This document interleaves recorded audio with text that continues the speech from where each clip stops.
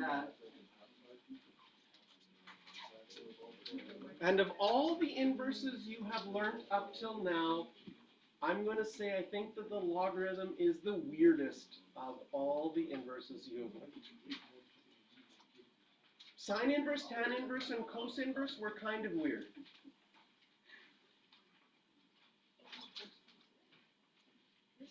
Okay?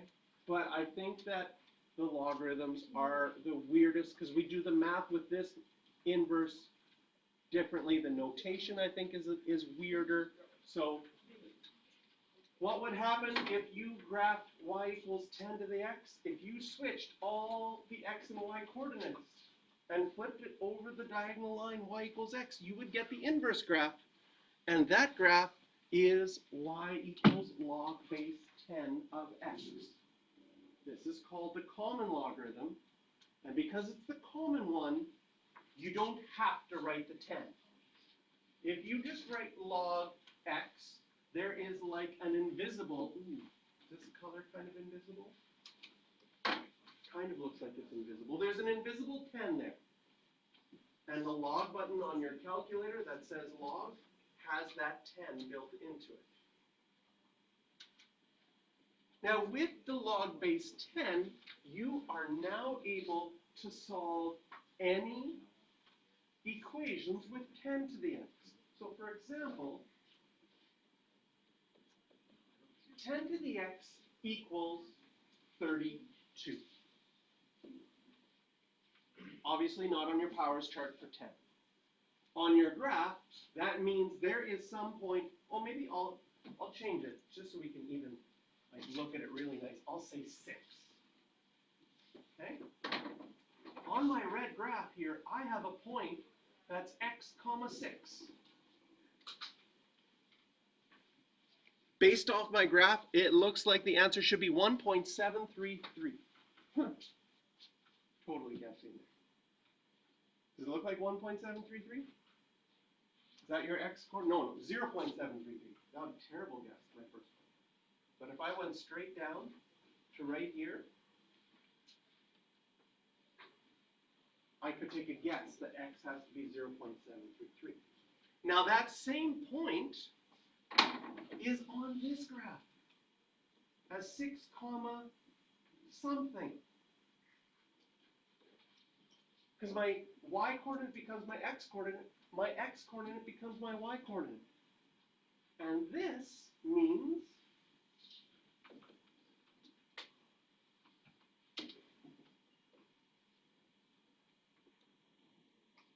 I can now solve this equation using my log button on my calculator.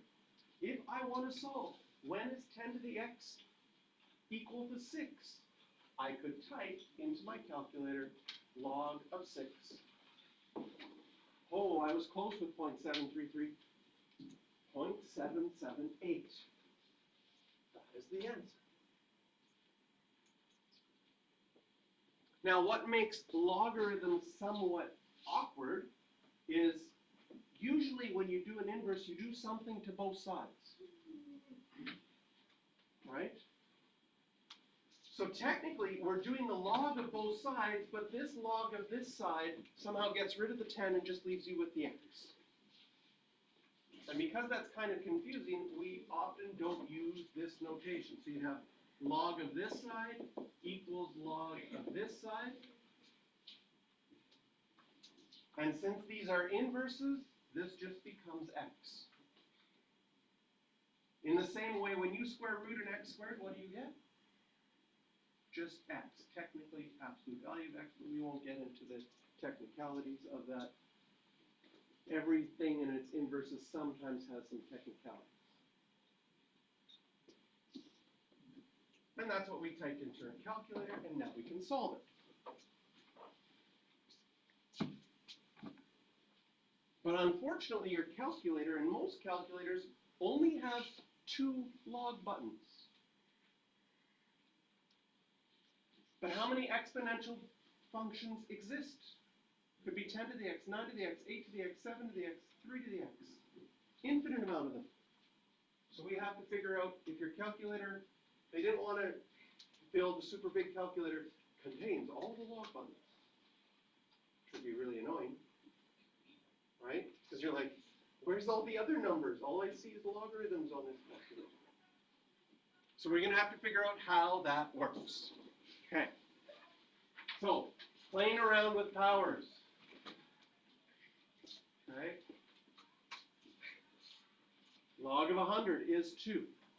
The first thing you're going to find out with logarithms is when you write, okay, if I write log of 100, again, there's this invisible 10 there if it's not written. The way that I think about logarithms is logarithms solved for exponents. That's our job. We're trying to solve this question, which you definitely could do with your powers chart, and see the answer is 2 right away. No problem. Okay? But if I want to solve for an exponent, I need a logarithm. And if logarithms solve for exponent, one of the things I think about is I just think about a little question mark. If the base is 10, and I think of a question mark as an exponent, 10 to what exponent is 100? And then the answer is 2. 10 squared is 100.